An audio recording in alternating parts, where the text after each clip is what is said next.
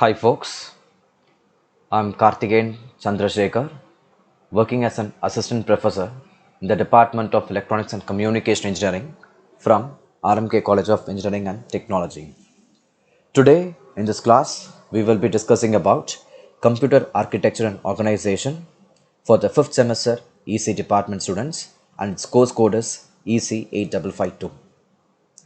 Let me first list out the course objectives. The first one, to make students understand the basic structure and operation of digital computer, to familiarize with implementation of fixed point arithmetic operation and floating point arithmetic operations, to study the design of data path unit and control unit for processor, to understand the concept of various memories and its interfacing, to introduce the parallel processing technique.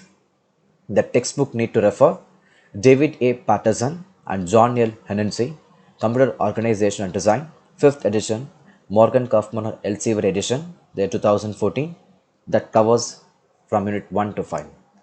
The job opportunities available with respect to this particular course: Intel, Qualcomm, Broadcom, Advanced Risk Mission ARM processor, and NVIDIA process. And all these are processor based companies, and these companies require the experts from this particular domain, computer architecture and organization.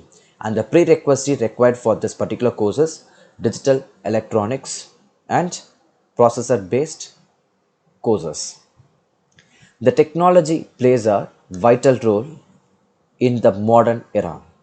In that way, the first technology comes small scale integration, medium scale integration, large scale integration, very large scale integration, ultra large scale integration, giant large scale integration, and in the earlier days we were used vacuum tubes and the transistors.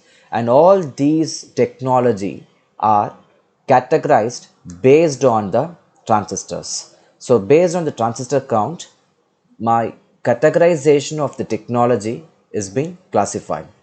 SSI includes 1 to 10 transistor, MSI includes more than 100 transistors, LSI includes 1000 transistors, VLSI includes billions of transistors, ultra large scale integration includes trillions of transistors, and more than trillions of transistors comes under the category of GLSI, giant large scale integration. The next one, what are the benefits of studying computer architecture and organization? All the instruction that will be accepted in terms of zeros and ones by the system. So your system accepts everything in the format of binary numbers, zeros and ones, and it is a combination of both hardware as well as software. So we need to be proficient in C, C++, Python, basic languages, and little knowledge about specific processor like Intel, Qualcomm Snapdragon, or the processor what we are using in our PC or laptop machine, as well as the mobile phone processors what we are using.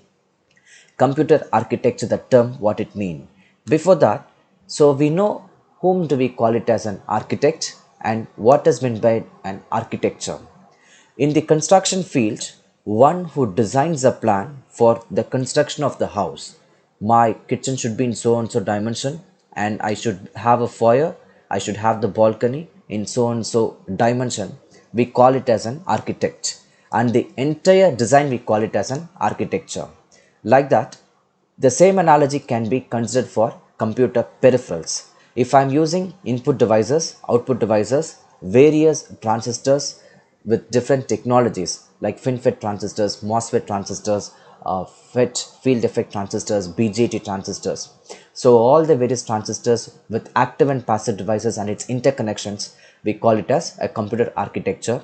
It attributes that has direct impact on logical execution of the program. So whatever the user writing, so that set of instructions to be logically executed by the computer peripherals. What is an computer organization? It refers to the operation units like we have ALU, control unit, registers, and their instruction that realize architectural specification. So my processor has three components. Control unit provides two signals, read and write, whether we are going to read the data or write the data. ALU is nothing but arithmetic logic unit, which will perform computation based on the user instruction, whether am I going to write the program for addition of two numbers or subtraction of two numbers, or it is going to find the Fibonacci series. All such kind of computation will be done with the help of ALU unit. And we have registers, which are nothing but a storage element, but they are present within the processor, nearer to the processor, whereas the RAM, ROM, different kinds of memory are present away from the processor. Internal mechanism of the computer. If you look at the slide, let me compare the analogy. So each state has its own language. If you consider Tamil Nadu, Tamil is a language. If you consider Kerala, Malayalam is a language. Like that, we have different processors. Intel processor, AMD, Ryzen, various kinds of Intel core configuration, i1, i5, i6, i7, i11. All these configuration processors will be used in PC or laptop machine, whereas my mobile phone processors have been used ARM based, advanced RISC mission based processors, especially Qualcomm Snapdragon. So each processor has its own specific features. So if you look at this image, we need a note to write something with a pen.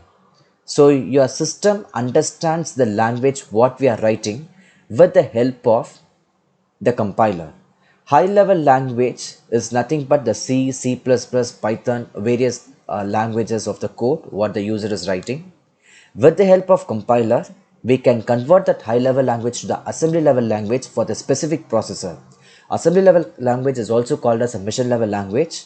Intel has its own style and various processor has its own style. There is an own unique format for each and every processor.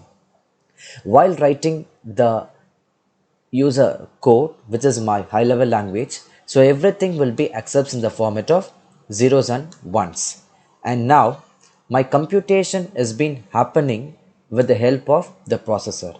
Once my assembly level code is being obtained for each processor, that will be converted into object code with the help of hexadecimal format, and the purpose of linker is used to convert that into executable binary file, and the executable binary file will be loaded inside the memory, and from this memory only your processor starts to fetch the data. The real-time instance, when we insert the USB or when we put the CD in the system, first it starts to read and it stores the memory, and then only the processor understand by fetching the data from the memory. So this is the overall internal mechanism of the computer. Thank you.